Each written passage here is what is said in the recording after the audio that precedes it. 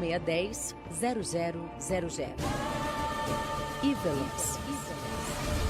A sua conexão. Guardiã da notícia.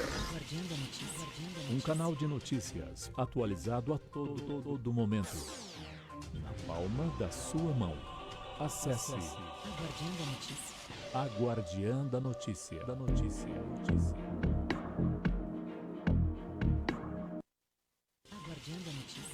Um canal de notícias atualizado a todo momento. Na palma da sua mão. Acesse a Guardiã da Notícia. A Guardiã da Notícia.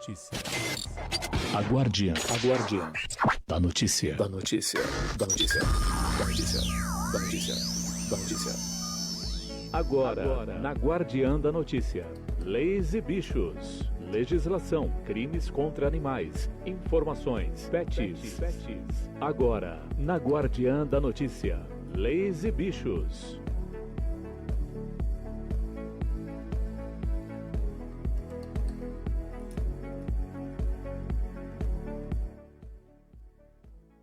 Boa tarde, pessoal. Aqui quem fala é a doutora Fabiana Senangerami e vamos dar início a mais um programa Leis e Bichos. Pessoal, hoje o nosso tema é bastante intrigante, é maus tratos contra animais como indício de psicopatia. Para me ajudar nas questões, temos aqui a nossa participação especial do nosso conhecido Renzo Gerami. Boa tarde, Renzo. Boa tarde, doutora Fabiana. É um prazer novamente estar aqui com os ouvintes da Guardiã da Notícia. E para responder as nossas perguntas, que não são poucas, né, Renzo?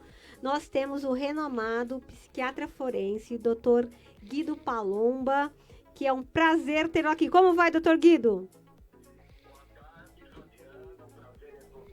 Boa tarde, Renzo. Estou à disposição de vocês aqui para falar desse tema tão importante que vai ser abordado hoje. Doutor Guido, eu quero agradecer a sua presença antes de começar. Já tivemos a oportunidade de um bate-papo na Academia de Polícia, em alguns eventos, onde eu aprendi muito. E então quero ressaltar a minha felicidade de tê-lo conosco. É um privilégio, né? Muito obrigado. Olha, o privilégio é meu de estar falando com vocês e para o público de vocês e tentar explicar alguma coisa que é muito importante. Eu fico à disposição de vocês. Doutor, eu sou policial, o Renzo também, inclusive o Renzo trabalhando há algum tempo na Delegacia de Meio Ambiente. A gente acaba se deparando constantemente com crimes de maus tratos contra animais. Existem alguns que a gente percebe que é por ignorância ou por desleixo, de chute, aquele descaso da pessoa que não gosta de animal. Mas percebemos também alguns com requinte de crueldade, animais queimados, até o Renzo vai explicar uns casos concretos. Também temos casos de zoofilia. E também temos casos de crianças que, desde tenra idade, colocam fogo no rabo do gato, judiam de animais. Isso poderia configurar algum transtorno psíquico ou até mesmo o que a gente chama de psicopatia? Bom, vamos lá. A sua pergunta é muito boa, eu vou responder todas as suas indagações, mas farei por parte. Claro, há pessoas de fato que são ignorantes e maltratam animais por pura ignorância, mas eles estão ignorantes. Mas de qualquer forma é preciso dizer que quem maltrata animal pode também ser ignorante. Pois bem, eu queria antes disso levantar um ponto que é muito importante. Os animais, eles não são cruéis. A crueldade é alguma coisa somente dos humanos. Não existe animal cruel. O animal mata ou para se alimentar ou para se defender. É instintivo.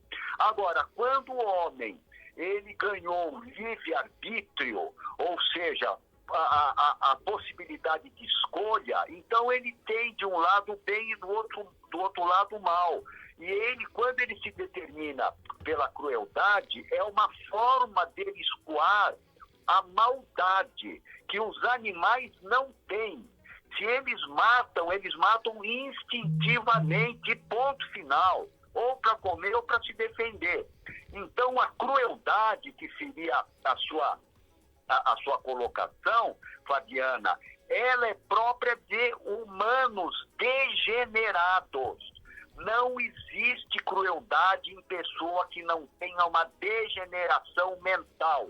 Pode ser apenas por uma ausência de sentimentos superiores de piedade, compaixão, altruísmo, pode ser apenas por um desejo deformado de fazer o mal pelo mal, mas é sempre uma deformidade. Esses indivíduos, eles sempre têm alguma coisa de errado dentro deles.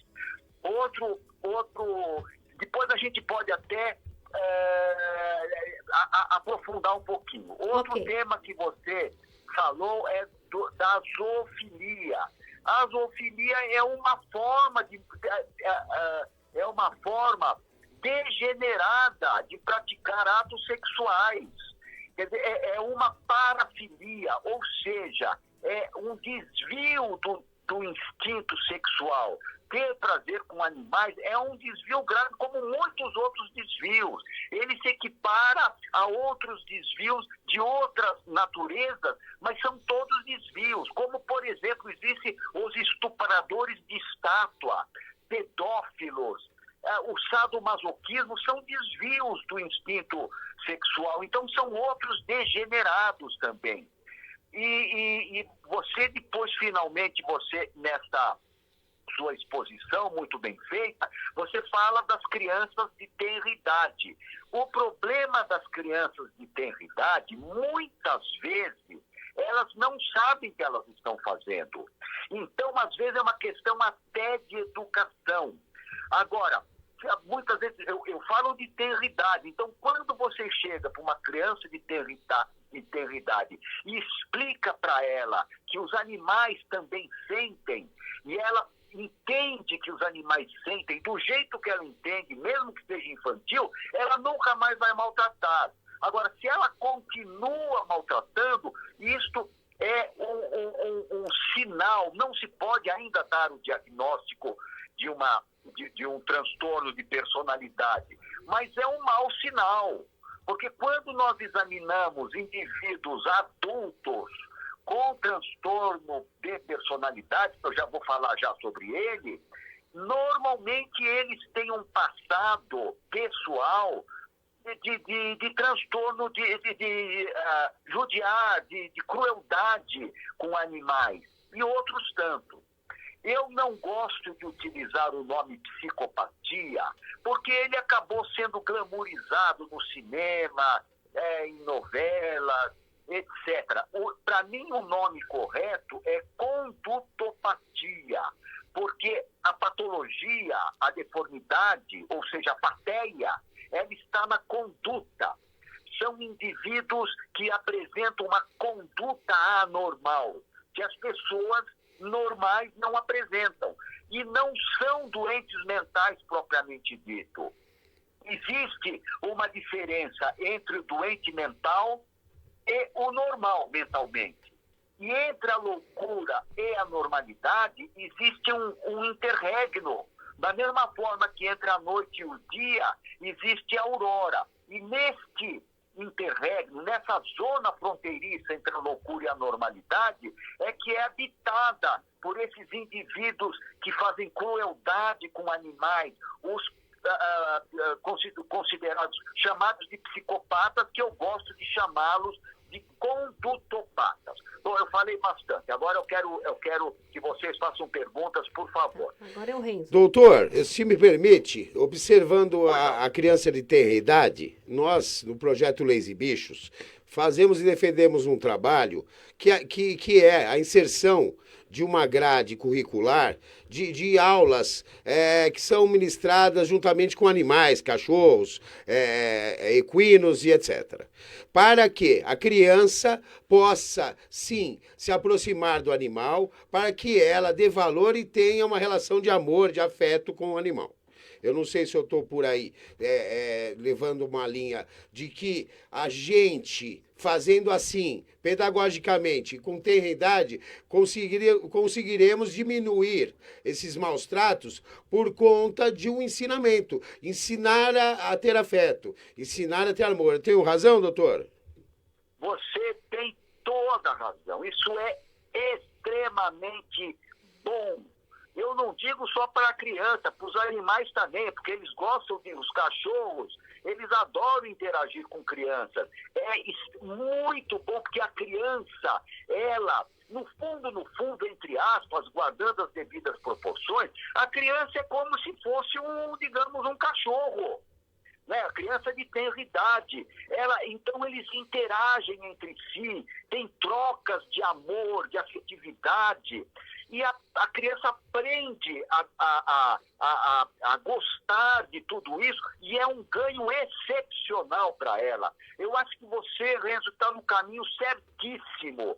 Se isso fosse introduzido nas escolas, como uma obrigatoriedade de contato com os bichos, os humanos ganhariam muito, sem dúvida nenhuma.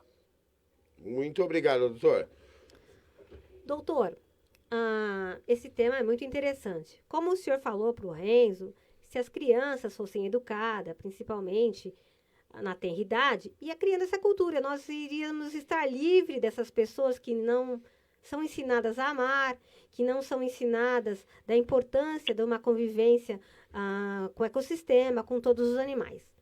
E eu pergunto, e quando a criança já não é tão pequena assim, que ela começa a ter 10 anos, e aí ela insiste em matar o passarinho, insiste em colocar agulhas nos gatos, porque eu também sei que o vulgarmente conhecido psicopata, como o senhor disse que é o condutopata ou sociopata, né? Nós temos uma série de sinônimos. Os psiquiatras, os psicólogos, eles têm um receio de dizer que uma criança é psicopata. A partir de que idade nós podemos dizer que essa pessoa, que esse ser, tem um desvio de conduta? A sua pergunta é muito importante, mas é preciso dizer o seguinte. É verdade. Tem crianças que, maiores, já pré-adolescentes ou entrando na adolescência, elas apresentam esse comportamento condutopático, psicopático, sociopático. Porém, por que não se deve e não dar o diagnóstico com essa precocidade?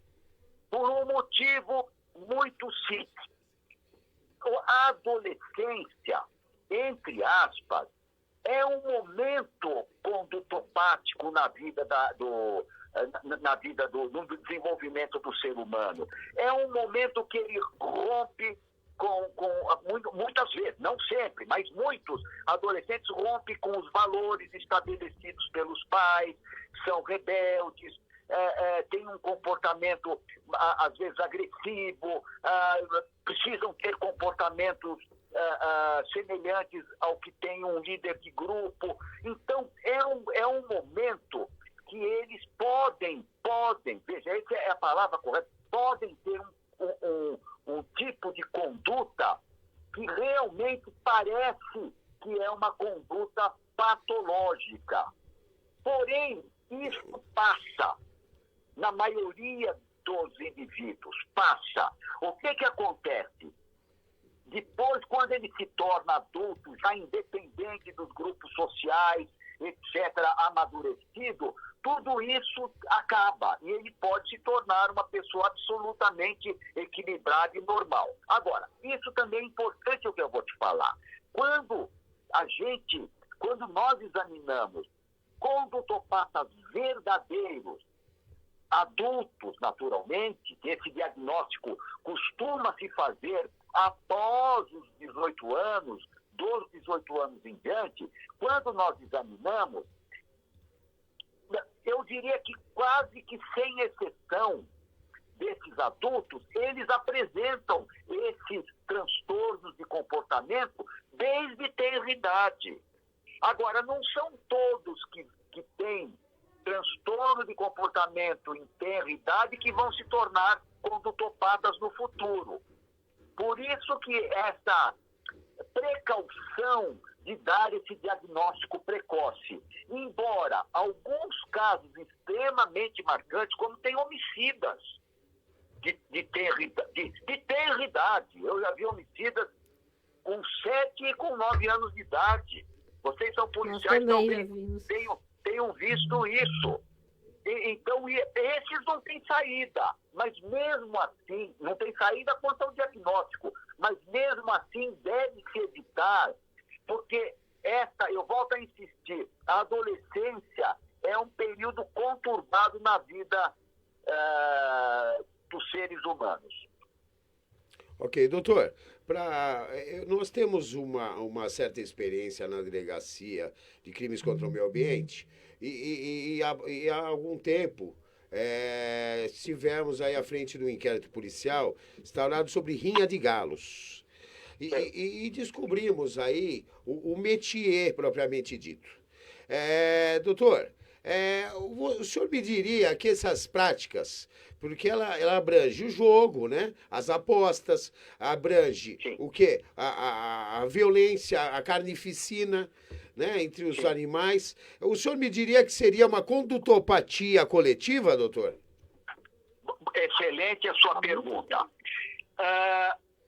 Certamente, nesses ambientes, há indivíduos que têm os valores éticos e morais. Eu não vou generalizar, mas certamente a grande maioria dos indivíduos que frequentam esses lugares tem seus valores éticos e morais reduzidos. E a ausência de sentimentos superiores de compaixão, piedade e altruísmo. E muitos vão lá por causa de dinheiro, e outros vão apenas por puro prazer. Agora, Renzo, eu tenho não digo uma solução, mas como é que eu poderia falar? Não é uma solução, uma proposta para acabar com isso, para essa turma de que vai em rinha de galo, ou rinha de briga de cachorro também, rinha de cachorro, etc. Até de passarinho temos. Porque, veja, a lei eu acho branda, que não pode fazer isso, mas eles são presos, etc. e tal, acabam, às vezes, até com fiança, pagando fiança, outras vezes com uma pena de leve, outras vezes respondem em liberdade. Eu sei que sai tudo mais ou menos, elas saem todos livres. Essa é a grande verdade. A pena não é pequena por se tratar de animal, infelizmente. Mas eu tenho uma proposta. Essa minha proposta, ela é real. É uma proposta de fato real. Eu sei que ela não vai pegar. Não vai pegar porque os advogados não vão gostar, enfim. Que é mais ou menos a mesma que eu tenho para quem bate mulher. Mas eu aplicaria essa pena que eu vou falar para você, para quem bate mulher, para esses que vão em rinha de galo fazer aposta ou em rinha de cachorro. Antes eu quero justificar. Justificar da seguinte maneira. Um dos grandes progressos no direito foi a lei de talião. Antes da lei de talião, por exemplo, eu roubava alguma coisa, então eu ficava em débito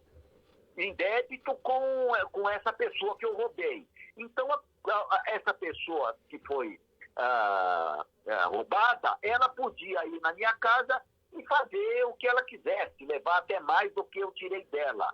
E quando veio a lei de talião, 2000 anos antes de Cristo, foi a vingança regulamentada, que é ótima. Você me tira o olho, eu tiro o seu olho.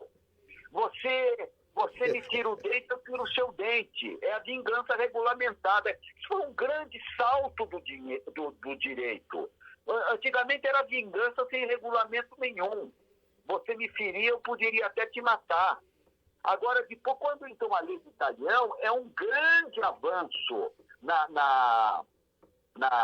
no direito. Então, o que eu acho que funcionaria com esses de rinha de galo, rinha de cachorro, funcionaria é uma medida, uma pena alternativa, consistente em ser, não precisa ser nem longa, pode ser curta, pode ser de uma semana apenas, mas essa pena consistente em ser sparring de lutador de MMA. Eu garanto para você que tem um monte de lutadores voluntários. Eles teriam sparring. Eles iam tomar um cacete por dia durante uma semana. Isso porque eles vão lá na rinha. Quero ver se eles vão na rinha outra vez. Porque essa turma só apanhando.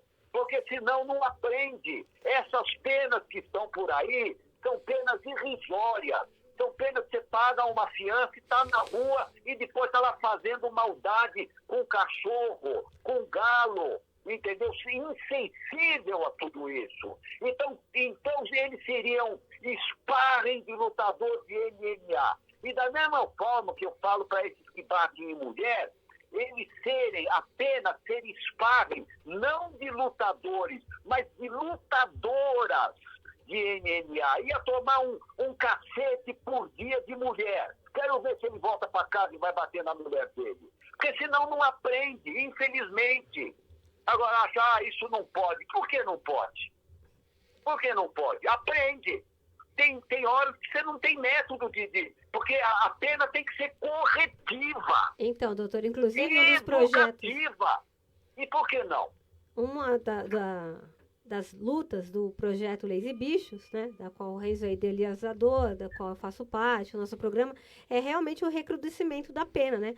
Para que seja uma pena que realmente retribua isso, né? Que a pessoa aprenda e que ele responda, não apenas em liberdade, e que, infelizmente, se as pessoas não conseguem se conscientizar, que seja conscientizado através de uma pena mais dura. E aproveitando o seu gancho com relação a homens que batem em mulher, eu vi alguns estudos estrangeiros e também vi alguma coisa em Curitiba que faz uma relação entre homens que praticam violência doméstica, principalmente contra mulheres e crianças, também tem um histórico de maus-tratos. O senhor tem de maus-tratos contra animais, que há alguns estudos que correlacionam essa violência entre mulheres, crianças e animais no seio doméstico. O senhor tem conhecimento, tem algum estudo nesse sentido? Isso é muito comum. É muito comum. Esta ligação entre violência doméstica e violência com animais é muito comum. Normalmente, quando a gente examina um indivíduo que é violento com animal, ele é violento com todo mundo, com o ser humano, com os filhos, com a mulher. Então, isso é muito comum. Por quê? É uma deformidade que ele carrega. É uma deformidade instintiva, muitas vezes. Eu não diria nem instintiva. É uma deformidade que ele carrega no seu próprio orgânico. E esses indivíduos é muito difícil corrigi-los. É muito difícil. Eles têm que ter uma reprimenda verdadeiramente à altura. Porque senão vão voltar a fazer. É a polícia prender eles estarem na rua fazendo outra vez. Então é muito complicado tudo isso. E olha, eu sinto imensamente que não existe uma legislação mais dura para quem maltrata animal. Eu acho, acima de tudo, antes de tudo, qualquer outra coisa, é uma covardia. Maltratar animal é covardia. O animal não te faz nada. O animal, se você tratar, não existe animal ruim, basta você tratar bem e dar carinho para ele, que ele te devolve em dobro. O animal te perdoa de tudo. O animal não te julga. O animal é seu companheiro. E por que você vai fazer essa maldade com ele? O ser humano, às vezes, por isso que eu digo, maltratar animal é inumano. Não é inumano coisa nenhuma. É humano, porque animal não tem crueldade. A crueldade é própria do ser humano, não do animal. O animal se defende e caça para comer. É a lei da vida deles. Agora, o humano é cruel. Esse é o grande problema. E contra essa crueldade tem que ter uma forma mais rígida da lei lidar. E se não emendar, pelo menos intimidar para que não faça mais. Porque emendar esses indivíduos, não existe uma injeção que dê valores éticos e morais para quem não tem. Não existe um tratamento, uma pílula, uma terapia, qualquer coisa, que dê a um indivíduo sentimentos superiores de compaixão, piedade e altruísmo. Agora, se isso não existe, eles não vão se emendar, então é preciso punir. Porque pela punição eles vão ficar com medo e vão ter que recuar. Porque se não recuar, vem mais. Doutor, nessa sua linha, e é como a gente falou de psicopatia, sociopatia, condopatia, eu vou pedir uma gentileza para o senhor só para esclarecer alguns dos nossos ouvintes. Porque a maioria das pessoas, e não é só leigos, eu percebo isso em policiais, em juízes, promotores, em jornalistas, que eles confundem muito os termos. Então, eu gostaria que, de uma forma sucinta, o senhor explicasse para as pessoas a diferença de uma pessoa que tem uma condutopatia, uma psicopatia, de uma pessoa que tem outro tipo de doença mental. Porque as pessoas confundem muito e cometem muitas injustiças com uma série de pessoas que têm deficiência mental, mas que não são psicopatas, que têm sentimentos e são tratáveis. Então, eu pediria que o senhor, de uma forma mais simples, explicasse para as pessoas essa diferença. Bom, olha, isso é muito importante, porque nós estamos aqui falando de casos excepcionais. Tá certo? Então, isso é muito importante. Sua pergunta foi muito oportuna, porque a maioria absoluta, isso eu posso dizer, eu tenho mais de 40 anos de exercício diuturno da psiquiatria forense. Então, eu posso dizer com muita segurança que a maioria absoluta das pessoas que têm transtornos mentais, elas não têm periculosidade nenhuma. Elas são pessoas apenas um pouco diferentes das outras, mas são pessoas boas, não tem perigo nenhum, não maltratam o animal, nada disso. São apenas pessoas diferentes. É igual o ser humano dito normal. A maioria é composta de pessoas boas, pessoas que não são criminosas, mas tem uma pequena porcentagem que delinque. Então, nós estamos aqui falando de uma porcentagem mínima das pessoas que têm transtorno mental e delinquem. Porque, olha, eu já vi muito, isso eu já vi muito, que eu fui muitos anos de manicômio judiciário, o apego que os doentes mentais têm pelos bichos. Às vezes eles têm uma troca de amor assim, verdadeiro, amizade, que às vezes até se surpreende. Então nós não podemos de forma alguma pensar que o fato de ele ter um transtorno mental, ele é uma pessoa que não presta, ou perigosa, ou que vai maltratar animal. De jeito nenhum. A maioria absoluta não faz nada disso. São pessoas boas. E agora, nós estamos falando aqui, volto a insistir, nós estamos falando de uma pequena porcentagem de indivíduos que agem dessa maneira. Doutor, explica um pouquinho para as pessoas entenderem a característica de um psicopata. O que diferencia ele de uma pessoa comum? Vamos lá. Eu vou citar os nomes, porque pelos nomes a gente...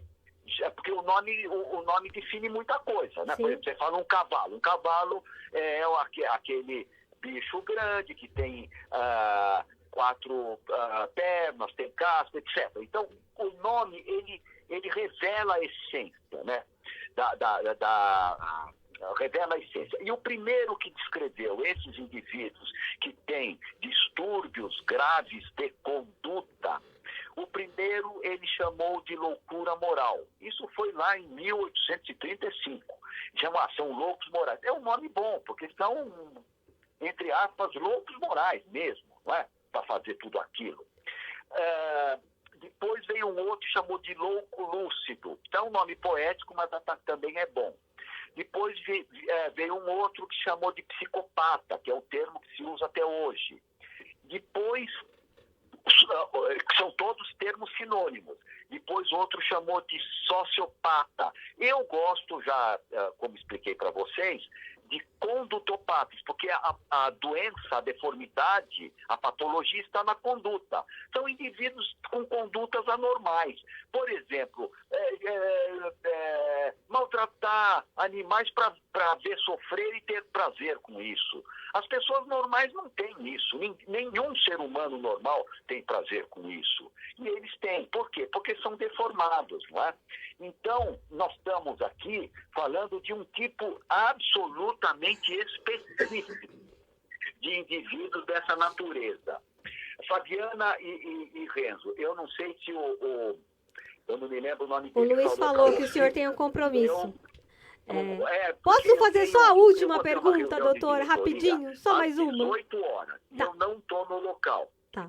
Vai ser por online. Então, eu estou aqui marcando, nós temos 8 minutos. Você acha que a gente consegue conversar? Não, eu Mais só um tenho pouquinho? mais uma pergunta, aí o senhor responde e o senhor já Nós pode nos fazer as despedimos. suas Imagina, considerações a sua finais. gentileza já foi enorme. Até porque, doutor, eu ficaria uma semana aqui.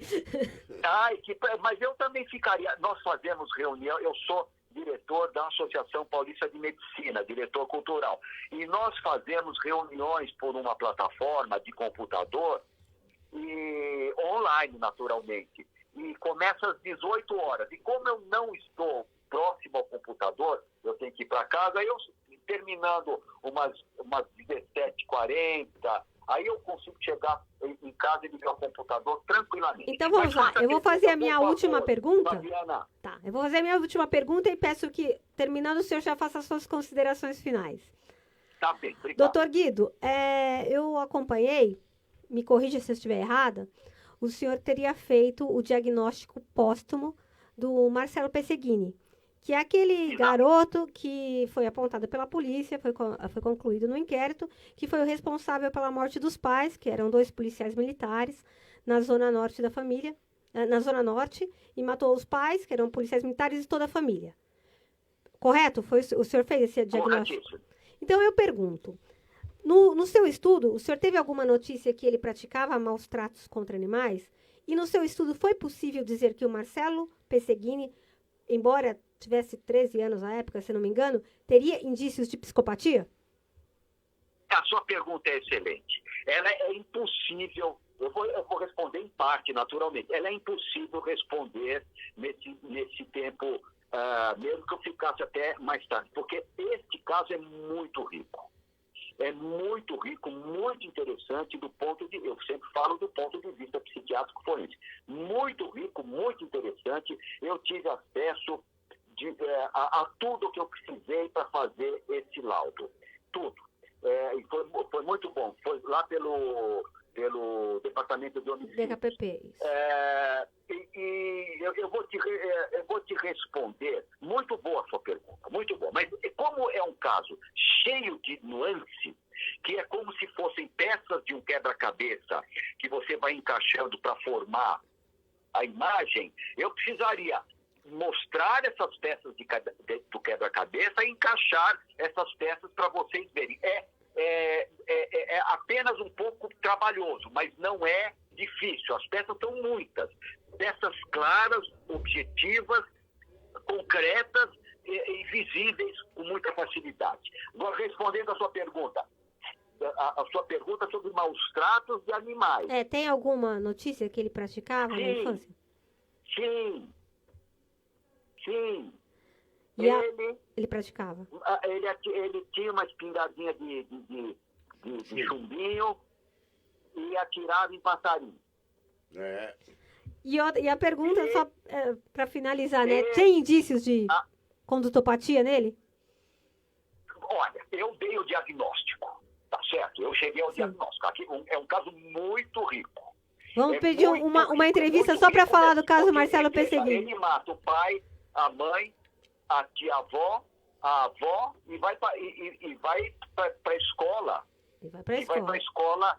ele vai para a escola assistir aula. Sim. Eu tive os depoimentos dos professores durante a aula, das crianças, amiguinhas, etc. Então é muito rico. Esse depoimento, naturalmente, seguido tanto pelo policial que fez, o delegado que fez a investigação, aliás, extraordinário. Ele me chamou a atenção pela competência e pelos depoimentos, enfim, de tudo, e pela forma como o crime foi praticado, que depois ele se suicida. Então, o diagnóstico não é este de psicopatia, não é este. Porque os psicopatas, olha o que eu vou te falar, dificilmente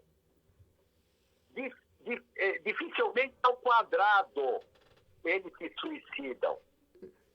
Porque o ego é muito grande, né? Eles não se suicidam, porque eles não sofrem. Sim. Mas esse caso que você citou, ele é muito rico, é uma outra patologia, é uma outra deformidade diferente. Que para poder, digamos, falar sobre ela, eu diria, não dá para falar só um pedacinho, tinha que expor, senão ficaria leviano da minha parte. Então, doutor, conta só o nome da patologia pra gente, que aí depois a gente marca um programa para falar só dela. O que o senhor acha? A gente volta a falar só. Não, eu prefiro, eu não quero. Você sabe por quê? Dar nomes sem certas explicações é complicado, porque alguém pode ter um paciente ou um parente na sua casa e não é. Mas eu volto. Não é precavido, eu prometo, né? Não volto. Mas esse daí dá um programa sozinho, Doutor, não é? eu queria agradecer muito, né, Renzo? Foi muito construtivo, acho que muito interessante. Até aqui no estúdio está todo mundo parado para te ouvir. Muito obrigada pela presença. Um abraço para todos, muito forte, e vamos pensar um pouquinho mais para os ouvintes. Isso eu não falo para vocês, que eu sei que vocês são protetores dos animais, mas eu falo para os ouvintes, os animais são ótimos, aproximem-se deles. Vocês vão receber em troca um carinho que os próprios humanos não são capazes de dar. Os animais são puros. Eles têm sentimentos puros. Então é muito importante tratá-los bem. Porque se vocês tratarem bem, a felicidade vem por acréscimo para vocês. Então é isso que eu queria falar. Um grande abraço a todos e muito obrigado, Fabiana e Renzo. Obrigado, doutor. Vá com Deus. Abraço. Boa reunião e esperamos uma próxima oportunidade. Grande abraço. Então, muito obrigada mais uma vez, doutor Guido. Muito obrigada, Renzo, pela participação. E eu quero fazer um agradecimento especial para o desembargador doutor Tucunduva, para o doutor Alberto Angerame, do Complice do Butantan, e para o doutor Nestor, seccional de Campinas, que viabilizaram a participação do doutor Guido do nosso programa, que, pelo jeito, já temos um gancho para uma próxima edição, se Deus quiser. Espetacular, que assunto vasto, assunto rico. Nós temos trazido aqui alguns temas que são altamente exploráveis, né? Que abrangem uma fartura de discussões interessantes. Então, eu queria agradecer também a oportunidade. Eu queria dizer a todos também que eu acho que eu vou ficar um tempinho fora do programa, tenho um projeto para tocar, que vai me impedir de estar aqui às quartas-feiras, mas deixo aqui com a minha querida doutora Fabiana, minha esposa, competentíssima, ao qual eu tenho a alegria de compartilhar os meus momentos de felicidade e de engrandecimento desse nosso projeto Leis e Bichos, com o meu amigo aqui, Tiago, que também é idealizador do nosso projeto. Sei que ele estará em boas mãos, mas é uma coisa bem rápida. Nós estaremos de volta com grandes planejamentos, grande força. Eu queria também alertar aí para um próximo tema de programa, doutora Fabiana, que é muito importante que nós começássemos a cutucar de forma bastante séria e começar a pensar nessas pessoas que têm abraçado um número enorme de animais que começam a acumulá-los. Então, Inclusive, de nós já forma conversamos sobre isso aqui. insana, mas nós temos tido um avanço, um grande número de denúncias que tem nos preocupado demais, que se tratam de lares temporários ou de protetores, pseudoprotetores, que estão precisando rever os seus conceitos com relação à sanidade, própria sanidade dos animais. Então, por favor, gente, dos Leis e Bichos, eu quero aqui deixar meu alerta para que a gente olhe um pouquinho, veja se na nossa casa mesmo não estamos cometendo nós os maus tratos. Tanto esses maus tratos mesmo